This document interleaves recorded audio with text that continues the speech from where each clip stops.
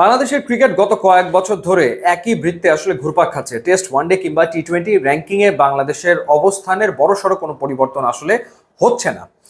এবং কেন কি কারণে হচ্ছে না সেটা ব্যাখ্যা করতে গিয়ে বাংলাদেশের সাবেক কোচ নিক পোথাস, যিনি আসলে চাকরি ছেড়ে দিয়েছেন, সহকারী কোচ তিনি আসলে ছিলেন এবং 2026 সালের মার্চ মাস পর্যন্ত তার চুক্তি ছিল, কিন্তু তিনি আর এই চুক্তি কন্টিনিউ করতে আগ্রহী না, চাকরি ছেড়েছেন। তিনি ক্রিক বাসকে দেওয়া সাক্ষাৎকারে বিশদ তুলে ধরেছেন এবং তিনি আসলে কি বলেছেন সেটা নিয়ে যদি আমরা একটু আলোচনা করি, যে বাংলাদেশ ক্রিকেট বোর্ডের উচ্চ পদস্থ কর্মকর্তারাই ক্রিকেটের বিভিন্ন সিদ্ধান্তে অতিরিক্তভাবে জড়িয়ে পড়েন, যে কারণে কাঙ্ক্ষিত উন্নয়ন আসলে সম্ভব হয় না।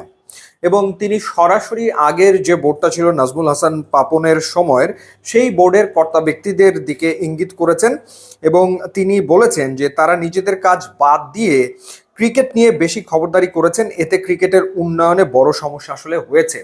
যার যে কাজ সেটা না করে আসলে বোর্ড পরিচালক যারা হয়েছিলেন তারা সবাই আসলে নাক গলিয়েছেন জাতীয় দল কেন্দ্রিক বিভিন্ন সিদ্ধান্তে, সেটাই তিনি আসলে বোঝাতে চেয়েছেন।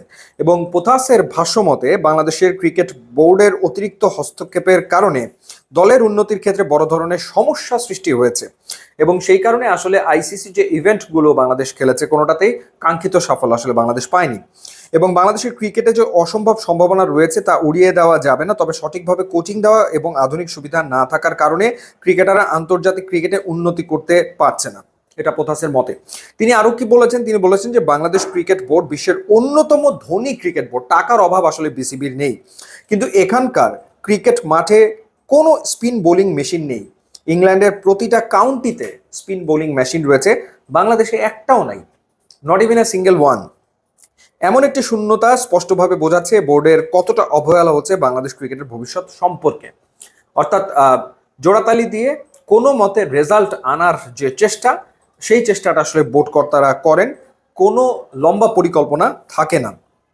তিনি আরো বলেছেন যে পুরনো বোর্ডের অন্তর্দৃষ্টিতে ক্রিকেট সম্পর্কিত সিদ্ধান্তে অত্যাধিক হস্তক্ষেপ হতো। বিশ্বের সফল ক্রিকেট দলগুলোর বোর্ডের লোকেরা কখনো দল পরিচালনা করেন না, ক্রিকেটের অভ্যন্তরীণ বিষয়ে সম্পূর্ণ স্বাধীনতা দেওয়া উচিত। কিন্তু বাংলাদেশের সমস্যা হচ্ছে এখানে বোর্ড ক্রিকেট পরিচালনা করতে চায়, অথচ তাদের কাজ হওয়া উচিত ব্যবসা পরিচালনা করা। সো ব্যবসা পরিচালনা না করে তারা আসলে ক্রিকেট পরিচালনা করতে চায় এবং জাতীয় দলকেও আসলে তারা পরিচালনা করতে চায়। এবং তিনি উইকেট নিয়েও কথা বলেছেন যে ইচ্ছাকৃতভাবে স্লো এবং লো উইকেট বানানো হয়েছে বিভিন্ন সময়, যাতে ক্ষতিগ্রস্ত হয়েছে বাংলাদেশের ক্রিকেট। এবং যখন তারা বাইরে খেলতে গেছে তখন বোলার আসলে কষ্ট করেছে, সাফার করেছে।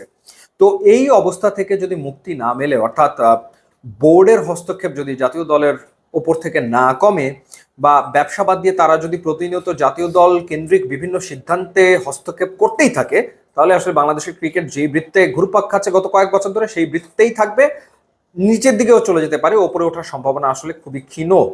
তো নিক পোথাসের এই সাক্ষাৎকারের কথাগুলো সত্যিই মনে হয়েছে এবং আসলে এই জায়গা থেকে বেরিয়ে না আসলে উন্নতি সম্ভব না এবং আইসিসির ইভেন্টেও বাংলাদেশের পক্ষে ভালো রেজাল্ট করা সম্ভব হবে না। ইউটিউব, ইনস্টাগ্রাম লিঙ্ক দেওয়া আছে, আপনারা যোগ দিলে খুবই খুশি হবো। And thanks for watching.